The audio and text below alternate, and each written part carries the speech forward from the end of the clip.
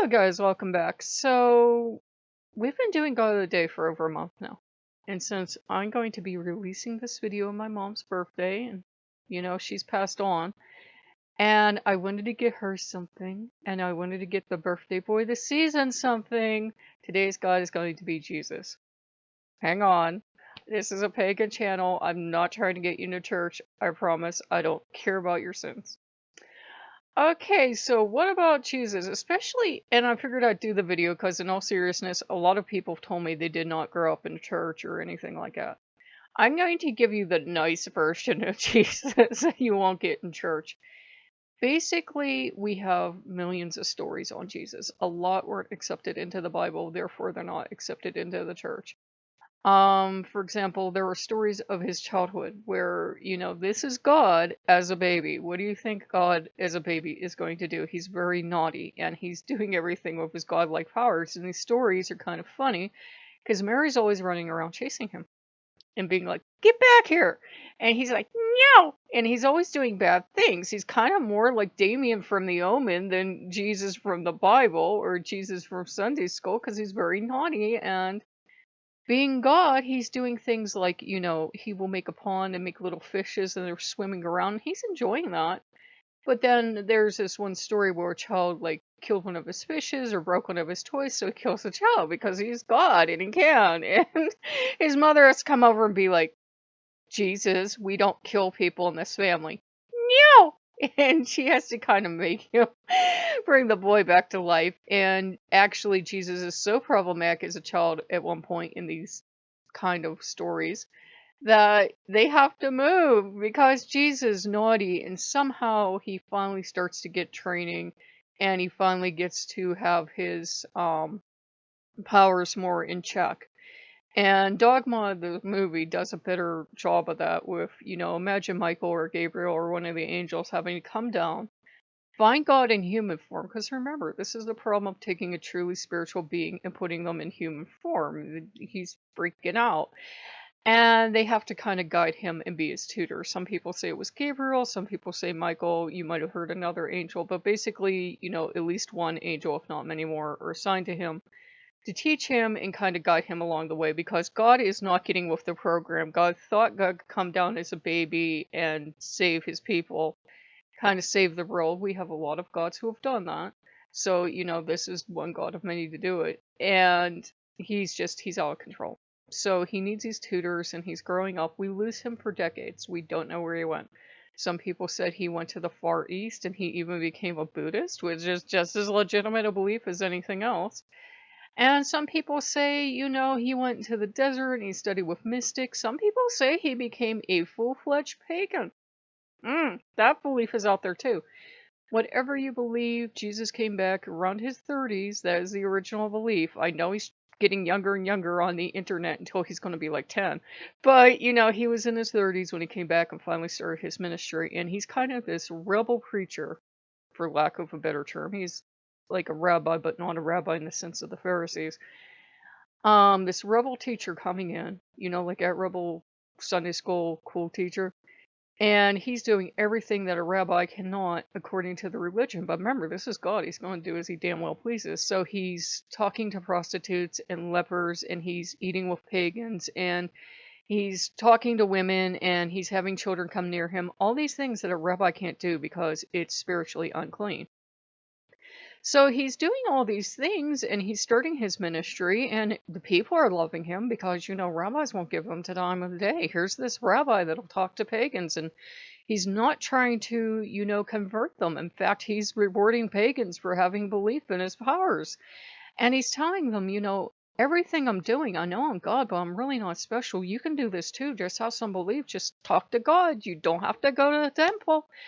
And of course, the Pharisees are like, "Wait, what did he just say? You don't have to go to the temple? You don't have to do all this stuff?" Now, there are parts in the Bible where, if I remember correctly, he will say, "Oh, go give an offering or something." But basically, it's like his idea was be a decent human being. His father, who he referred to as Daddy, loved everyone. Full stop. His father was not a god of war. His father was not this other one. And I think if you go back and you look at the Bible, which, this is not go read your Bible. The Jesus that was the actual Jesus is kind of there. He's the cool, chill, hippie, socialist dude that loves everybody. And the Jesus of the church is the mean one, talking about swords and acting kind of psychopathic. So the Jesus that we're working with, the Jesus that's actually the real Jesus and not the church Jesus designed to scare the bejesus out of you. Gonna get hit by lightning. Again, yeah. Is, this really kind, loving healer. He was a healer. He could walk on water. He turned water into wine. He did all these miracles. He fed the people with fishes and loaves. He loved people. Well, the Pharisees can't have someone just saying that they're not in control of stuff, and the king can't have this rebel running around making people happy. Because Romans, remember, Roman rule, they really didn't care if you were happy, they cared if you were obedient. If you were obedient, not breaking the law, and being uppity, then they were fine. But here was this uppity Jewish rabbi, rebel, hippie dude running around telling people stuff like, if somebody slaps you in the face, offer him the other side of your face. What he meant was, if somebody slaps your cheek this way, like you would hit a slave or a lesser, turn your face the other way, and they're going to have to hit you as an equal. Be like, yeah, go ahead, hit me again. Hit me as an equal. What are you going to do? And if they ask you to carry a burden, to carry even further, these are all insults. They're very passive insults of saying, basically, Jesus is like saying, tell them kiss my ass. But, it's a very passive insult you couldn't get in trouble for, because it's like, you're being submissive. Yeah, go ahead, slap me again. Yeah, I'll carry your stuff. I'll carry it even further. In fact, I'll carry more of your stuff. These were all kind of insults, and they were a way for depressed people to say, you know what, kiss my ass. You want me to do something? I'll do it twice as good. So, and that's kind of got lost. I've noticed even, especially like heathens, they think, oh, there's that meme of turn the cheek. That's real freaking cute. It's actually insult. It's like, kiss my ass, hit me as an equal. So Jesus had a bit of an attitude problem in sass. And now today we have 5 billion flavors of Jesus. There is Gnostic Jesus, who got married and had children, and there are people who believe that they are the descendants of Jesus. And we have New Age Jesus with crystals, kind of, where Jesus works with people in the New Age, and he really doesn't care what you're doing, just like the original Jesus.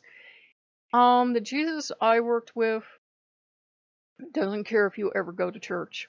You can go if that fills your happy spot and it really fills you with joy, but he doesn't care.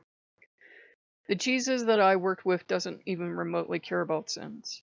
Why we have a story of the Passion of the Cross, I don't rightly know. Some people say it's so we can have a sacrifice savior story. It never literally happened. And some people say it's something the church invented because they needed to make people feel scared. And some people say it really happened, but it was one God of many that's done that sacrifice for us. We have many, many gods that have sacrificed for us, including Loki. And, we have this idea, it's prevalent that these gods keep coming down, they keep making sacrifices for us to make the world better and to try to help people. Jesus will work with anyone, in my experience. He doesn't care what your religion is, if you even have a religion. As long as you're a good, kind human being, that's fine. There's no sin, there's no guilt, there's no church, there's no giving money and hoping that God will think you gave enough money and then therefore bless you. This is not prosperity gospel. This is just one option of many. We're getting near his birthday. And what we used to do, since I grew up Roman Catholic, and as long as I was with my parents, we did the Catholic things every year. It was a way more secular Christmas, but it was still like, decorate for God or Jesus or something, but not in that religious sense, just in a nice thing to do. We would make a birthday cake every year for Jesus. We would. We started it because there's this Christmas special of the birthday party of the king. This little cricket sings this song about welcoming you to the birthday party of the king. I need to add that to the holiday list. And anyhow, we started cooking Jesus a birthday cake. I think the first thing we made him was apple pie one year because we didn't have anything else. And he seems amused, but it's not, Jesus doesn't need worship in a way of demanding it. If you feel like doing it, it's so sweet of you. It was nice of you, but he's not going to demand it. He would love to spend time with you, but it's not a requirement. Like, actually, the other gods got on me today. True story, hand to goddess. to put up the nativity, and that felt wonderful because the nativity's there. All the gods and goddesses are still there because it's their altar too. And it actually feels right because it's coming full circle. I was raised Catholic, so I was raised with Jesus, but I never took to the Catholic version of Jesus. The Jesus I know would just shake his head really sad because he does not like, in my experience, take us through his work. Jesus does not like people being frightened into believing in him. He doesn't like children being scared with scary Catholic pictures or ideas of hellfire or anything else. And I get so much hate. He clearly disapproves of just about everything the church has done for 2,000 years, because the church has done a lot of horrible things, and I am not letting them off the hook. Jesus would never hurt a child. Jesus would never hurt a woman, but he's also not going to judge you. So all the things that the church says he's going to judge you for divorce, Planned Parenthood, whatever, Jesus really doesn't care. Jesus cares that you're a decent human being. I heard back there, if you can't raise the baby, don't have the baby. You know that Michael Jackson lyric? Look, he's helping. So yeah, it's like this thing, and the clock's going off, so Jesus is helping. But honestly, in all seriousness, guys, you can work with him.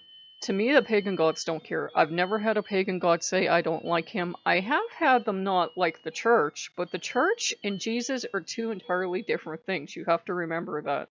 They're pagan groups and books that try to rescue Jesus, but they usually take away his divinity. You don't have to take away his divinity to rescue him. Dionysus is the son of a god. No one's going to call him innocent anytime soon. I'm getting uproarious laughter back here. And actually, Dee and Jesus seem to get along. They actually had competing cults. And there's this story, I don't know if it's true or not, that I think it was at a Dionysian event that Jesus showed up and was like looking for backers. Jesus was actually pretty smart and politically savvy, and he knew he needed money. He knew he needed women with money to back his ministry. Women were a heavy part of his ministry. In fact, without the rich women that became his patronesses, he would not have had the ministry he had. So he had, political savvy, and you can get into all sorts of fun stuff. Like if you were baptized back then, you were baptized buck naked. So men baptized men, women baptized women. Obviously, they didn't do both. They weren't that fun. We don't know what Jesus' original teachings were before the church got a hold of them, though there are the Gnostic Gospels, there are Gnostic teachings.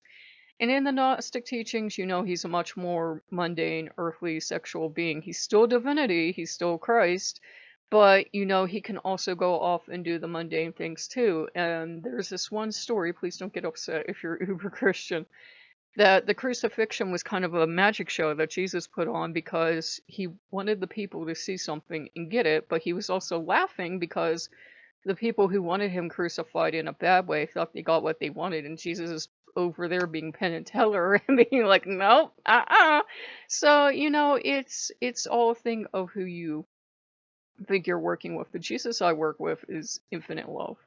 The God that I can relate to is infinite love. Same thing for the Holy Spirit, angels, and saints. They're infinite love. They have nothing to do with the Catholic Church. And we're seeing a renaissance now for Christians that they're finally throwing off all these traditional churches and they're running free and they're trying to find Jesus again.